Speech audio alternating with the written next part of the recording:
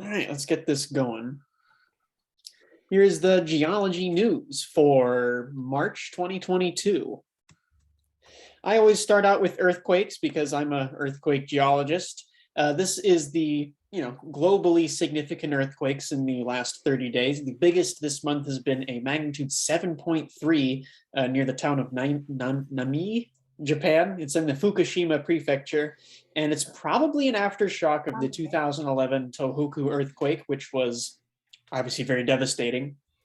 But this one occurred in the subducting slab.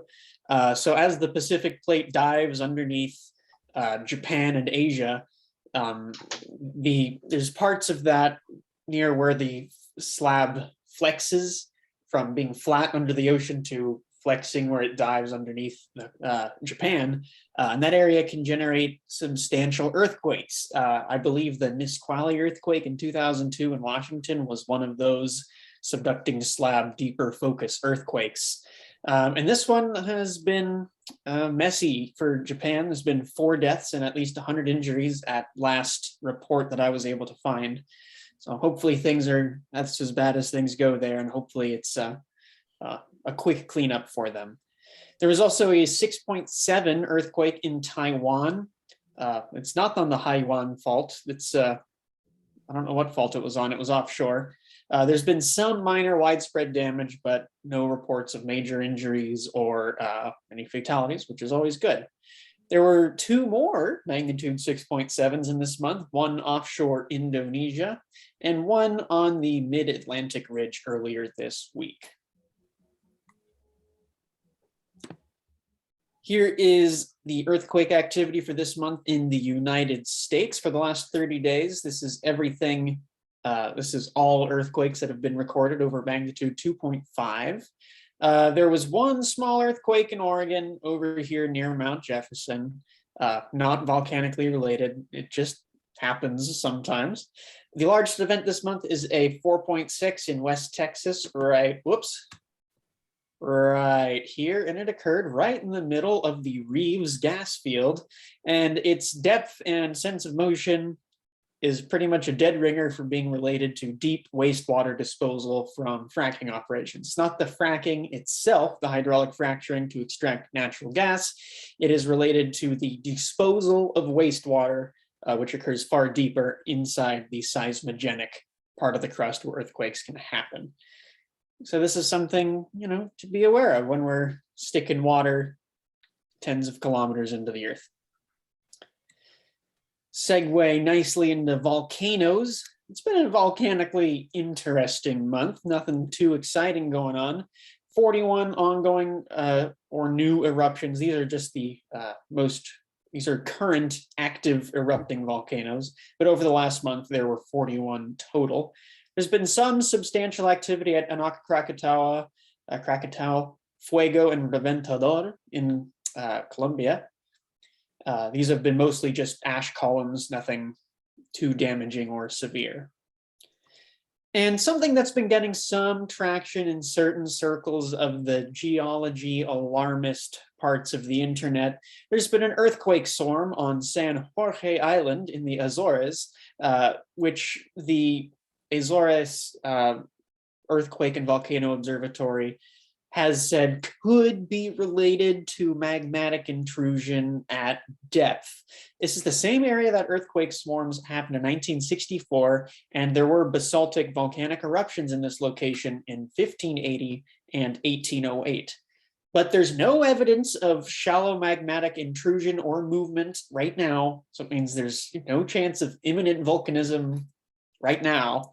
And this plot here shows the depth of earthquakes, and they are mostly happening in this 10 to 15 kilometer depth. So that's very deep. And for imminent volcanism, you really need earthquakes in the top kilometer or 2 of the crust to indicate shallow magma movement toward the surface. So no imminent volcanoes in the Azores. So some cool research has come out recently also. I really liked this piece. This is climate change and ocean acidification from the Paleocene-Eocene thermal maximum, which occurred about 56 million years ago. And this reflects a global 2 degrees Celsius increase in ocean surface temperatures following massive release of greenhouse gases. Does that sound familiar to anyone, perhaps? So this research actually focused on an analysis of marine sediments, some foraminifera, dead plankton, and stable oxygen and carbon isotopes, which are all things we use to track the ancient compositions of atmosphere and ocean water, lake water. These are all robust, well-established methodologies. And this is right here, this half of this plot shows the percent change, I guess, per mil. So this is parts per million of delta carbon-13, which is a stable isotope used in paleoclimate analysis. And there was a huge relative decrease, which shows an increase of standard normal carbon-12, which is what we get from deep inside the Earth, produced by volcanoes. And this has been a similar volume of greenhouse gases to cause this change that we've already seen from human anthropogenic activity, but this occurred 56 million years ago. And this is the temperature half of the graph. I guess the Celsius is sort of, disappeared off this plot, but it does actually say that this is about a 2 degrees Celsius shift here, and it lasted for quite a while in Earth history up until the mid-Eocene, so a good 10 million years, just as a result of this short-term shock, kind of like what we're seeing today. So the implication of this research is that it could show, it could point to how things could point out for us in our climate change situation we're in right now, which is interesting. There's another piece I liked called About Antarctic Ancient Supercontinents. So Antarctica obviously is really hard to study from a geologic perspective because the whole thing's covered by ice. But it does have, the rocks that are exposed are known to have some of Earth's oldest and most important rocks under the ice. And that is from a standpoint of fossil discoveries, or in this research, the origin and histories of these ancient supercontinents like Pangaea, Rodinia, and the oldest one we know of called Numa. But underneath the East Antarctic ice sheet, there are several ancient cratons, the shapes of which, like right along here, shows deformations from the assembly of Rodinia, one of the previous supercontinents, my favorite supercontinent personally. And this is aeromagnetic data, which is kind of messy to look at. And if you don't know what you're looking at, which I don't, it's kind of hard to decipher, but these guys do know what they're looking at. And so they've determined that this data shows different structures related to continental growth and deformation in the Neoproterozoic, so, billions of years ago and deep time. And these shapes in here, and where was the other one? Right in here, showed ways that these ancient supercontinents could have started rifting and pulling apart. So underneath the Antarctic ice, we have probably pretty solid evidence of the behaviors of the breakup of ancient supercontinent Rodinia, which is pretty neat. And staying on a sort of deep mantle physics, I guess a shallow mantle physics train, deep inside the Earth, the Patagonian part of South America, so this is the southern end of South America, the southern end of the Andes, are covered in glaciers, and they are uplifting strangely quickly. So the melting of glaciers and ice sheets in the southern Andes Mountains due to climate change is accompanied by rapid uplift due to this weight loss, and that's called isostatic rebound. We have it here in the Northwest, in Washington, where particularly in the Puget Sound area, where in the last ice age it was buried by a mile of ice, and now that's gone. So the crust is bouncing back up to account for that lost mass. But here that occurs on the order of a couple millimeters a year, but here in the southern Andes, it's more like 10 millimeters a year. So it's moving real fast. Oh, excuse the motorcycle. So they did some new seismic tomography imaging of the Chilean subduction zone, which is right here, the southern end of South America. And it shows hot mantle material flowing slowly under the southern Andes Mountains. So in a subduction zone, there's a chunk of mantle between the subducting plate and the overlying continent. That's called the mantle wedge. And I mean, all sorts of funky, interesting geochemical stuff happens in there, but it's usually not very hot. However, in this part of the subduction zone, there's what's called a slab window. This is a three-dimensional view of the Chilean subduction zone, and there's a big hole in the subducting plate, and that's allowing hotter mantle material to flow upward into that mantle wedge, which means hot mantle material flows much quicker than cold normal mantle wedge. And so what is usually a slow process, like here in the Northwest, is able to move much faster. And we're able to observe this isostatic uplift on a scale of decades rather than centuries, thousands of years. So that's really neat. There's a hole in the subducting slab, which is causing the southern Andes to uplift due to weight loss, is the quick summary of this research. So you may remember the Tonga eruption, the volcanic eruption at Hunga Tonga Hunga Ha'api, volcanic eruption on 15th of January 2022, which was a phreatomagmatic eruption where the volcanic conduit intersected the ocean and a big dramatic volcanic eruption resulted, causing tsunami and pressure waves in the atmosphere and a very loud bang sound, which was heard in Alaska, 10,000 miles away. But this ash cloud was the important part, the focus of this particular piece of research. It was the largest since Pinatubo and possibly the largest ever seen by satellite photography. And the size of this ash cloud injected material, volcanic material, sulfur dioxide, ash, and all sorts of stuff into the upper parts of the atmosphere. And when you get volcanic stuff injected into the upper atmosphere, oftentimes you'll get some kind of global cooling as a result. So in 1991's Pinatubo eruption caused about 0.2 degrees Celsius of global cooling.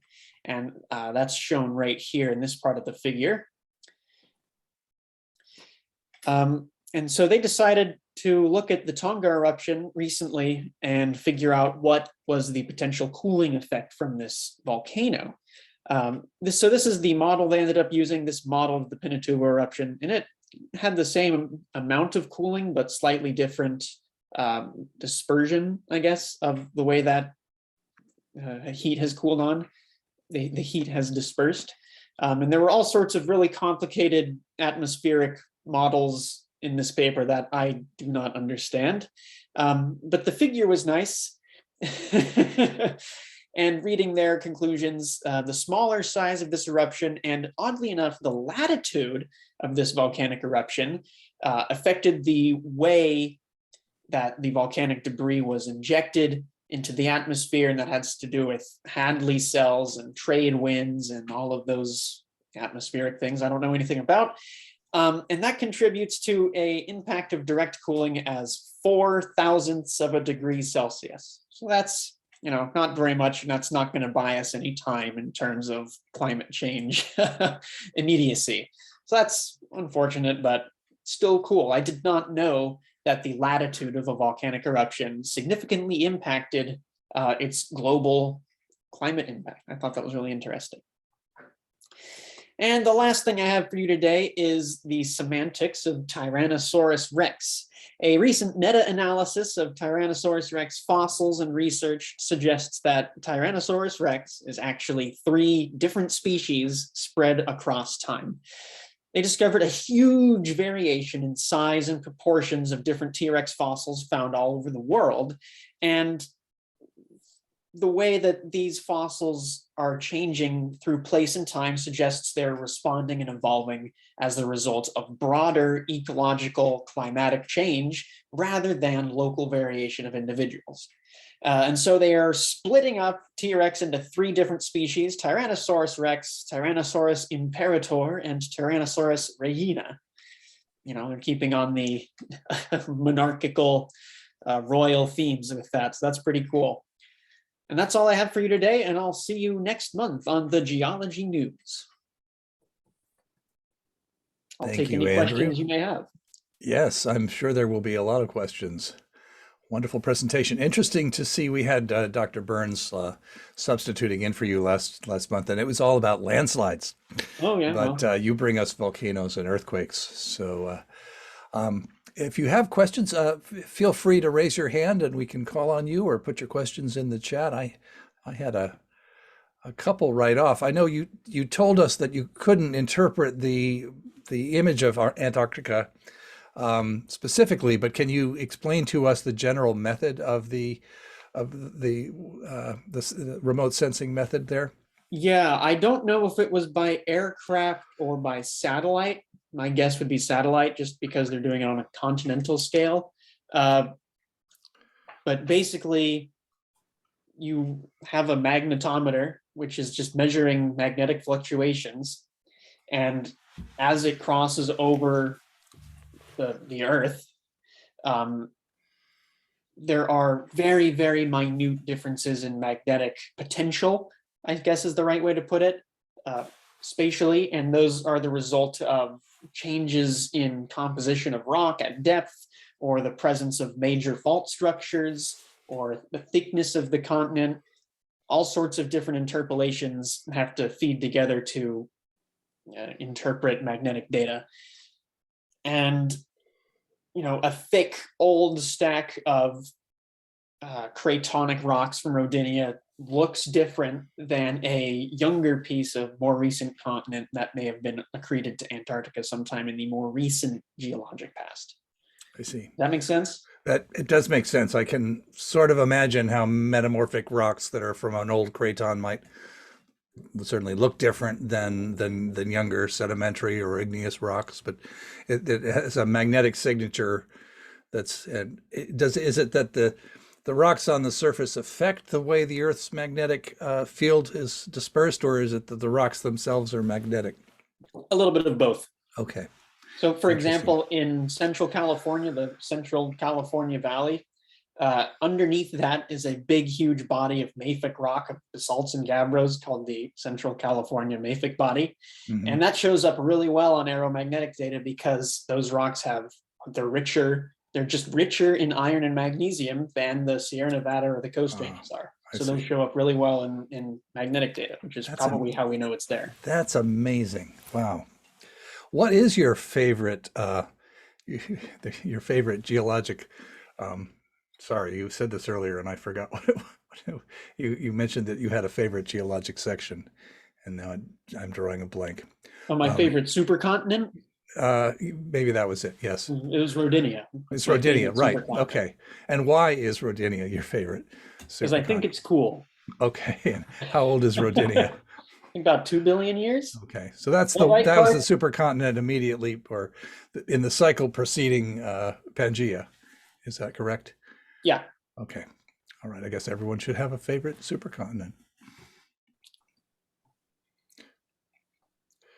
Why is it that an equatorial volcano is less likely to distribute it? Is it that the things get trapped in the sort of equatorial band? And was Pinatubo outside of that? It had to do with that. Okay. I don't know much about atmospheric dynamics. Anyone else who does is welcome to chime in. I see a hand raised from Carrie. Yes. Can you go to, since you have your PowerPoint still up, Andrew, can you go to, I think it's slide 8. I think it's right behind research. First slide. Yeah, climate change. Okay, so taking a look at this, is it your sense that this increase may be related to more of a global uptick in volcanic activity? I know we here in the Pacific Northwest were kind of active in that neighborhood of time range. Did you get a sense of that from? So the authors of this study did not get into that. They just said this is consistent with a significant global scale volcanic event. So that could have been lots of little volcanoes, or it could have been, one really big series of events. I know this, I think, Clark, you might know something about this. Does this roughly correlate to the age of the Silesia rocks? Yes, yeah. So the Silesia rocks are broadly speaking flood basalts that come from the Yellowstone hotspot long time before Yellowstone hotspot reached North America. So that, I guess the timing of that kind of correlates, but it's a big planet and there's a lot of stuff that's happened since then. Thank you. That was that I was kind of leaning towards Silesia too. So yeah. That 56 million year figure looks very familiar, but it would have a different effect erupting in the ocean, wouldn't it, than the Yellowstone hotspot would now on the atmosphere erupting in the middle of a continent. And yes, very different. Different style of eruption. But hasn't this been suggested for the Columbia River basalts too, that there might have been a climate, or the Deccan traps, certainly, that there was a climate effect because of prolonged eruption of I've never seen one correlated to the Columbia River basalts. I have that wrong. Yeah, in terms of volcanic activity, major climate affecting volcanic activity like the Siberian traps and the Deccan traps, the Columbia River basalts were 1 or 2 orders of magnitude smaller. And they just, because they were so spread across 2 million years, 3 million years, they're just kind of a blip. I see.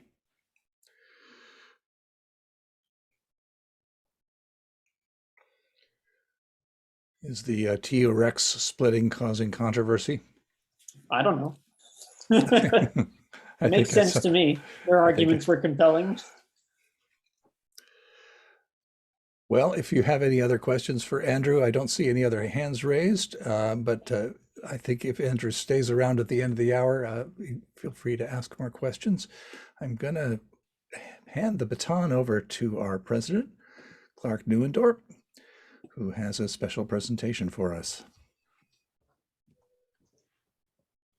Here we go. Let's see. You can see me, right? Yes. Okay, so we are seeing the whole presentation view, not gosh, just. I forgot a step. Old age. Here we go. Come on, computer. Wake up. There we are. So I'm the president of GSOC for another year, and I'm happy to be in that position. We've got a great organization and a fantastic board, and we're getting a lot of things done. And I thank everyone on the board for that, for their work. There was a mention that Jason McClowery, I worked with him for 20 years at my former job, which is the Oregon Department of Geology and Mineral Industries. Thankfully, I'm retired and I can get to enjoy a few other things than the deadlines that were always present.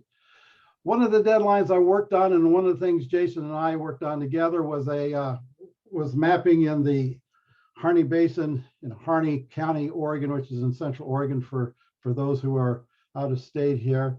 And we worked along the stretch from the town of Burns, which is Harney's county seat, to a small town close to Grants County to the north, which is called Seneca. It's a beautiful drive, an area. If you haven't been there and you think there's no camping or it's just desert, you're going to be mistaken. It's absolutely beautiful in that area. So let's get started. So this is the road trip we're going to take, and I've just put 5 push pins in to show you geology that you can see along the road, easily park along pull-offs and take a hammer out and just go to town breaking rocks. So just to kind of give you an introduction or some context here, the map that you see on your left is the map I produced as my last work product before retiring at Dagami. It is Divine South map. I think you can see barely where it is in relation to Burns with one of the inset maps, but the purpose of this map is to show you the pattern. So if we go from north to south or bottom to the top, you can see different colors. You see a red color, that represents an ash flow tuff called the rattlesnake tuff. The blue between the fingers of the rattlesnake is a sediment that you'll see pictures of. Above that red, you'll see a pink, and that is the prater, and that's another ash flow tuff. Jason's talk that he gave to us earlier this month, he found the likely source for this ash flow, which has been buried by these other tuffs, or the rattlesnake, and that's up near Seneca. And there is a tan above, kind of a small area of tan, and that is the Divine Canyon tuff. So there's 3. And then the green at the very top is a red or a green color, and that is a daysite, a very fun daysite to work in. And I'll show you pictures of that. That's also exposed to Long Road. The map to the right shows you that we have faulting on the right side of the quadrangle, and that extends from basin sediments to the south up a couple of quadrangles to the north.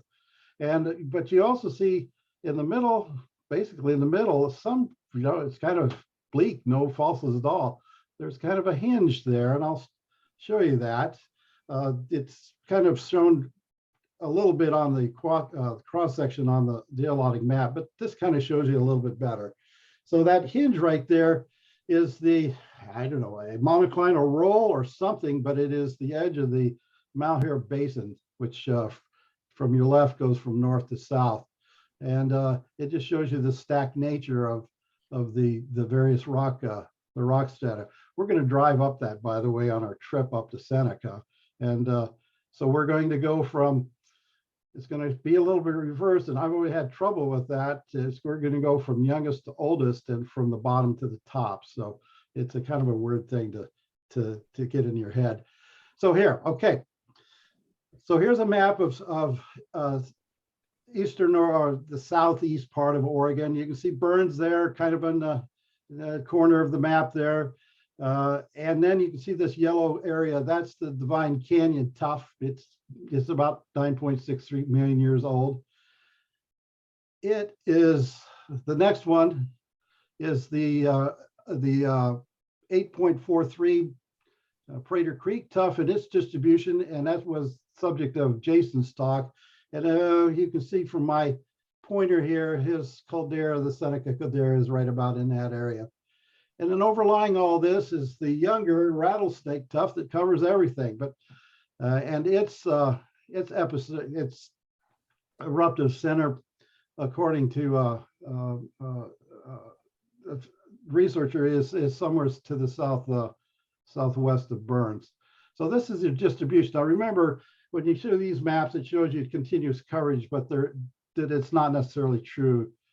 There's breaks in the affected by topography and so forth for the distribution. So it's spotty. So just kind of remember that. Let's start a trip. So we started from, we're pulling out a hotel in Burns, and we're going to take Highway 20 to its junction with 395, and then we're going to turn left and we're going to head north. And we're going to come across this outcrop. And I kind of like to use sometimes this Google Maps, kind of capture some of these road cuts. So here's the first one. And there's quite a lot of information or a lot of things going on here. This slide is it actually is the type section or the type locality for the rattlesnake. So this is where it all starts from a type section. And at the bottom left-hand side, you can see the full view of the outcrop. You can also see where I've got an area where there's the picture above it is broken down into its stratigraphy, and there's quite a lot going on here. It's coming from where my cursor is. We're going through a tuffaceous sedimentary rocks, what we'll see later on in another slide too, up into the actual eruption, which is in many various stages. And this is just not one I guess tuff in general. There's several different kinds. And I want to point out one, and we'll see it here in a minute, is a vitrophyre, which I used in mapping to delineate the base of the rattlesnake formation. And then it goes up into an area that we see a lot of spherulitic matrix and so forth. And these are shown in this to the left here. So we go through these partially welded tuffs with pumice fragments, with Fiame, and then we get into other kinds of different bumbuses and so forth. And finally we get to this area, which is with me. what we get into the lithophyte phase. Those are mini, if you will, mini thunder eggs, if you want to put it in that context. So this is what the rattlesnake looks like. As we drive up the road a little bit, we get into the Prater Creek ash flow tuff, and it's just right along the side of the road. You can see it pull off. This has a little bit different kind of look to it. You can see there's a lot of gas bubbles in here. Might even be a vapor phase of this particular tuff, and they're stretched out, and they are, and that's one of the ways you differentiate the Prater Creek from the younger ash flow tuffs. Here's a look at the rock, and actually this is a dead giveaway. When you see the spotted rock, you know you're in Prater. So those are what can I best describe these at? They're kind of blemishes. They're iron-rich spots, and they are distinctive. Otherwise, you get a look like this, which is a densely welded, and you get lithophyses openings and all sorts of other bugs in here. But you generally do not find those filled. So that's another indication. So here's a kind of a section here that you can see along the road. You can see where it's sedimentary rocks are underlying the Prater. And from this view, you do not see another sedimentary zone up through here, but that's the overlying rattlesnake tuff. As we go farther up the road a little bit, we start to get into the bottom of the Divine Canyon ash flow. So this is a crystal rich vitric tuff. And I'll show you what that means. And it forms prominent cliffs here. And this kind of doesn't give you that sense. But what it means by crystal rich is that the way you map this, if you're getting off on the roads or climbing up on the hills, is you start to see sparkles in the dirt, and that's a pretty high-powered explanation. Sparkles, but it's the crystals of plagioclase and stuff that reflect quite a bit, and it gives it a nice sparkling appearance. But the Divine Canyon really looks like this as you go farther up the road, and this is our stop 4. It forms these kind of bubble, big prominent cliffs. They have kind of bubbly outcrop exposures, and I'll show you that in the next slide. That's really typical of what the Divine Canyon looks like. And this isn't on the highway per se. It's inland to the east. And what I mean by vitric, kind of crystal rich matrix, this is what it looks like. So these are all feldspars, and when they weather, they form these nice little plates that will reflect in the sunlight. So there again, that's the distinctive way that the Divine Canyon it looks like when you map it. So it's kind of interesting to think about this. What came first? Was it the tuffs, and then between tuffs there was a sedimentary rock that developed, and these are probably water laid down by lakes, fluvial systems, so forth. So this is the way I think. So we had eruptions of tuff over the top of existing sedimentary rocks, and then we had another eruption. So these are so these tuffs represent interruptions in this kind of sedimentary cycle here. And the inset map kind of shows you how they can be mapped in detail. We did not spend a lot of time breaking down these sedimentary rocks into different stratigraphy. We didn't try to correlate a siltstone from one end of the quadrangle to the next, simply because exposures are pretty rare. And kind of our last stop along the road, we're kind of reached the top of the hill. Seneca is around the turn, a couple more turns, and we'll get in to Seneca in the valley there. And so we get a day site, and this day site is considerably older. You know, the tuffs that we just looked at were Miocene. These are Oligocene. We're right at the top of the Oligocene. They are plagioclase and quartz porphyry day sites. They are widespread, and I don't think I haven't seen PSU start to work.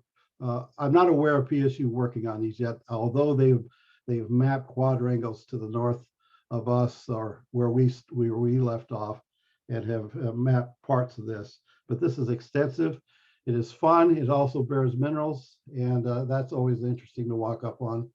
So here's what it looks like if you get away from the interstate. So this is an area, kind of a canyon, and it shows you just the way it outcrops. It forms these, I call them bosses, but nice areas where it's just about all rock. The upper right-hand corner shows you the porphyritic characteristics of it. And then below, when I mean flow band and day site, that's what the flow bands look like. And we would take strike and dips and kind of measure the outcrops of these things. So that was a fun area. Again, like I said, this is the last mapping I did before I retired. And I have to say, one of the more enjoyable quadrangles that I've worked in. So that's about it for my slideshow. And I'll stop sharing. So thank you. Thank you, Clark. The tufts are fascinating to me, partly because I don't understand them fully. Applause all around, because you're seeing both what happens in the magma chamber and below, I guess. Then there's the eruption itself. Then there's what happens subsequently when the tuff sort of behaves like is behaving like a sedimentary rock and maybe moving around. And then I guess you've even got stuff that's mudstone that's from the tuff. It's fluvial reworking. So there's a number of different processes. If you could go back to the slide that just had the one of the earlier slides that had the Fiamma structures in them, and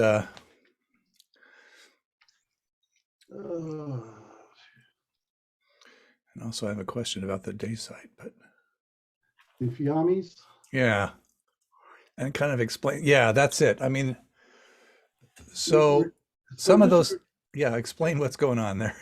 Just think of this as a cloud of death. Okay.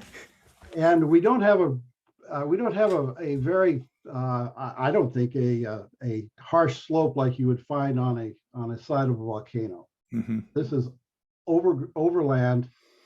It is running out of a center that is southwest of Burns that erupted, and now it's hot. It is because it's partially welded. That means that the glass shards are starting to stick together or weld together, and that's what that means. And now we're picking up all these clasts. We have these Fiammes in here, which are stretched out pummices, because we have a flow direction in here. And okay, wait, let me stop you there. So they're different from flame structures in a dewatering mudstone or something. They're not.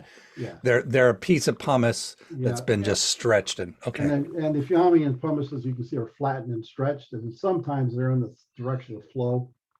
And we would take a strike and dip on some of those that we felt sort of comfortable that we could do that. We didn't rely on them quite a bit. We didn't rely on them necessarily to give us a sense of direction in here.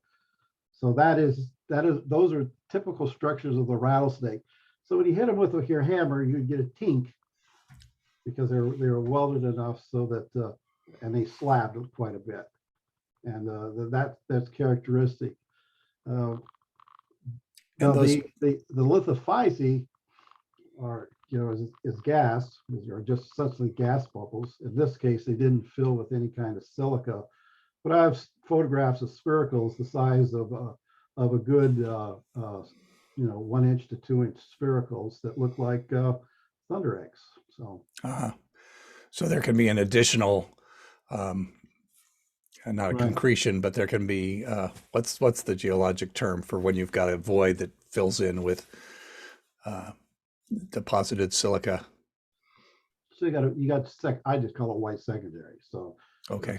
something like that. And the blocky things that we're seeing, including the banded pumice, is that stuff that was in the magma chamber when, if I'm imagining this right, when the whole thing exploded? It could have been part of the slopes of the volcano, and then just grabbed it and started to carry it away.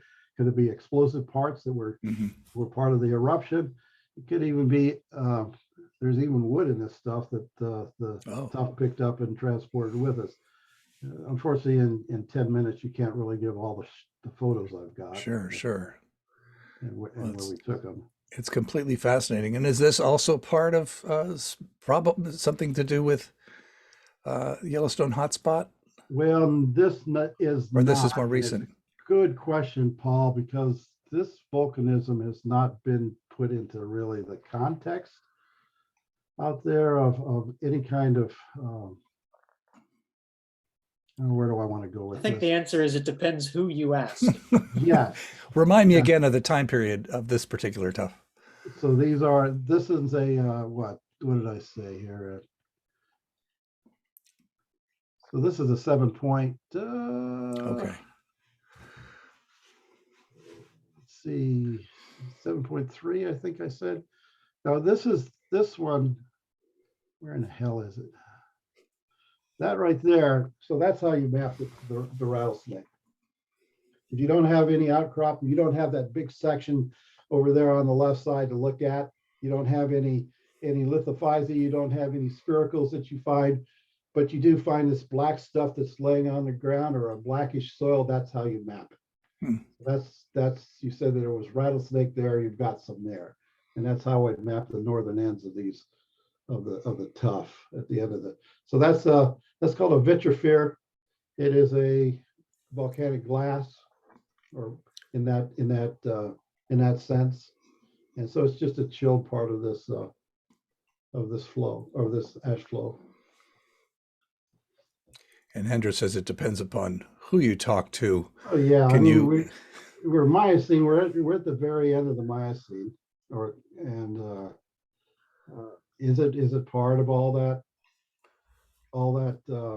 Columbia River basalt stuff? Is it part of this is part of the Yellowstone trend, which, by the way, the Crooked River caldera is far north off the trend. And how did it get up there? Or is there a bend in the track of the Yellowstone hotspot? It's some pretty interesting questions, and we can start waving our arms and trying to get all of that stuff realigned back on a straight line from where it is right now to the border of California, Oregon, the present border of California, Oregon. It's a geographic point, not a geologic point. So whatever school you are liking to or your explanation. Here we go. Well, next I'm going to ask about the dacite, and if you could explain where dacite lies in the whole sort of igneous spectrum. Well, this is old. This is the Oligocene, so this isn't part of this eruption, or is it? I don't know. Where did it come from? When we mapped it, when I mapped it, and my other colleagues mapped it, we didn't have a source for this. So we just decided it was older, it was distinct, we could map it very accurately, in fact, and we could find ore deposits or signs of mineralization. So this is a different environment. In fact, the Idle City gold area is just north of where this picture was taken. And by the way, that along Trout Creek and two gullies at the head of Trout Creek produced 37,000 ounces. That's significant. 37,000. Sorry, what? 37,000 ounces of gold, gold from just an area that is, 2 city blocks is amazing. So that's all I can say about the dacites. We argued about whether there was 1 dacite, 2 dacites, or 17 dacites, and there was a case for for every one of our swag, scientific wild ass guesses. Uh-huh. And Daysite lives between Between rhyolite and andesite. okay. So it's in that country right there. So you probably would, if this was a Pluton or you'd say it was a granodiorite somewhere in that country. Okay. So this is still an extrusive rock like the tuff, but it's Yes. got a lot more feldspar and quartz in it. So Andrew, I don't know if any one of your friends or previous students there have come across the source area for this Daysite, but the work that's been done by PSU to the north of here has mapped quite an extensive area of this Daysite, and have done some pretty amazing things with it. So I can't think of any specific work we've done on this Daysite. I know it's appeared in several of the quads we've Right. mapped. I didn't get any in the quad I mapped. And I don't know of any geochemistry on this Daysite. we've run the geochemistry. We haven't run any ages. Okay. And we haven't done any isotope work, but we've got a lot of chemistry on this stuff. And I guess no one was listening to me closely enough to realize that I said it completely backwards. This would have, now I'm going to make sure I got it right. This would have less feldspar and quartz in it than the more sort of rhyolitic, high silica stuff that you see in a tuff. You want me to confuse this a little bit more and say that Sure. that was always fun to come across a rhyolite dikes and even some quartz porphyry, which is the next step on the rhyolite train, associated with all the ore deposits in here. So yeah, but you can find rhyolites in this stuff. And what's the process that leads to the gold being concentrated? Well, that's up. That's another lecture. There's only one, there's only this Isle City. It's an odd name. It's also called the Malheur district. But this is it's not an epithermal gold deposit. It's a replacement gold deposit. And the difference is this isn't an epithermal vein deposit, more or less, but this is a replacement. And that means that is a different mineralization model. There could be quite a bit of more. There's been some drilling, but additional drilling could reveal an even more extensive deposit than what's shown today. We have a question in the chat from Gary. How long did it take to map this area? How many people were on your team? What methods did you use to map the site? Combination of satellite or drone survey with X number of site samples taken? How could you explain this to the layman? I think this is a question I've often had, and we've had some other folks here like Chanel Thiem and others who've done mapping. It always has fascinated me just how much work has to go into one of those maps. So Clark, if you want to kind of tackle that's that. a good question, because so to map this takes a year. We spend 3 months, if we can, usually a month and a half in the field, because our budgets are limited. We collect anywhere from 50 to 200 samples for geochemistry. Now, you remember I said it takes about a month and a half to 2 months in the field. 8 months is spent in the office taking all that field data and putting it into the computer. Now, remember, computers are supposed to be those time-saving devices that help us organize and sort and do everything. I'm here to tell you that no, that is not true. I could draw a hand-drawn map, which I've done, in a month, maybe 2, versus 8 months, let's say, or even longer, to draw a map in the computer. Wow. With all the parts and pieces that you have to put together. So Andrew, you can tell us for how long it's been, from actual field mapping to put something down on a piece of paper digitally, how long it takes and what's the proportion of time it takes to do the two tasks. Well, I do both by hand and I do too. You have to. and on the computer. And it depends. Sometimes I can do it on the computer just as fast as on paper. It really depends how much additional Okay. stuff. I'll Yeah. put a caveat on there. You We guys have at been- Nogami put so much stuff into your digital maps. We have to, because by contract with the USGS, we do a geodatabase that has a list of criteria that we have to meet, and it takes a awful long time to put Yeah, that it in does. there. The time sync is the database, not the mapping part. That's correct.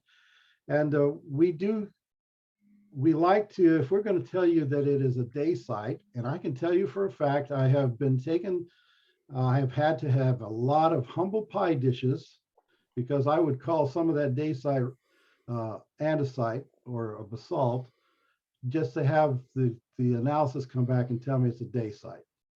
So that is why collecting samples and then having them sent out for analysis is so important.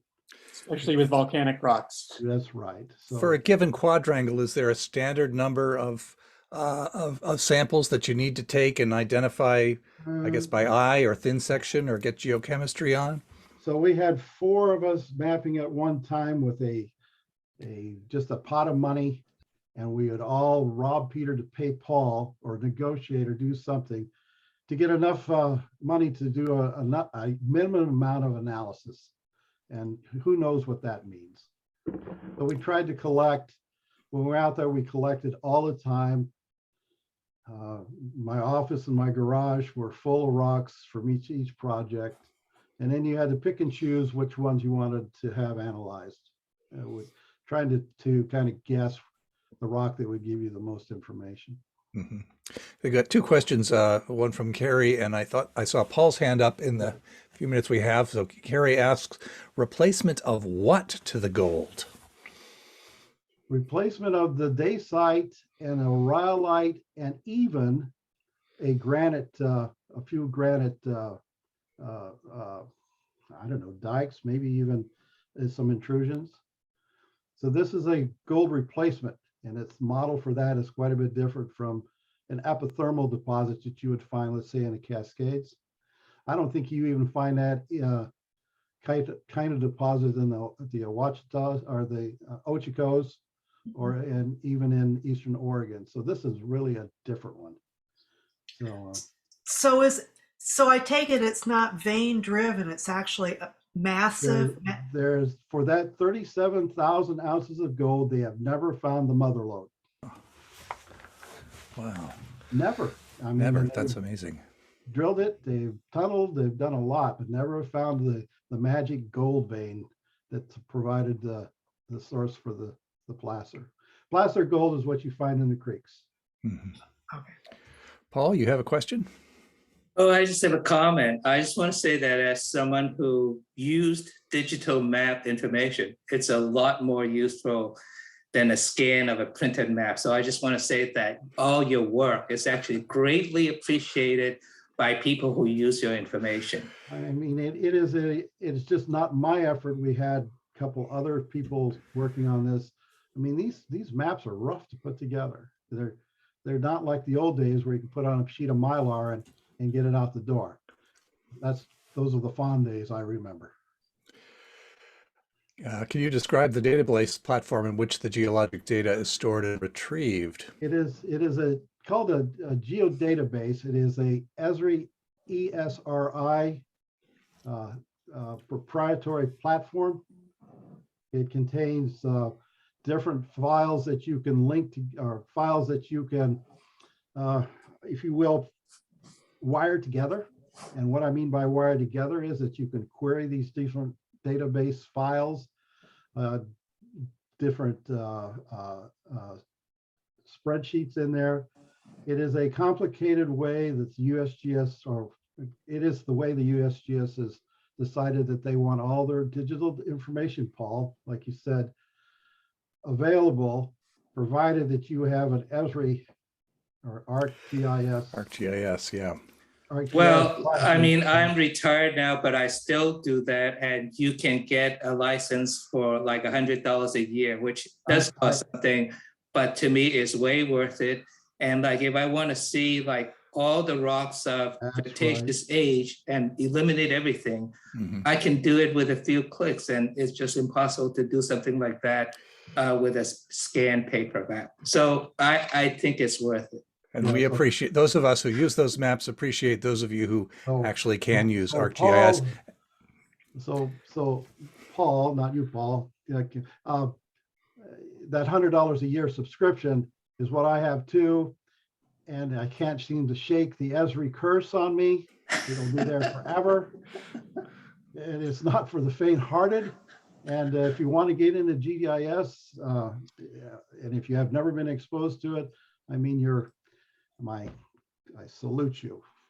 So, And that's something that we always need for our field trips, are folks who understand the ArcGIS. We're at our hour, so I'll have Gary turn off the recording, but I'll step aside and go check the oil in the internet. We leave this going for half an hour so people can stay and ask more questions. I have a question.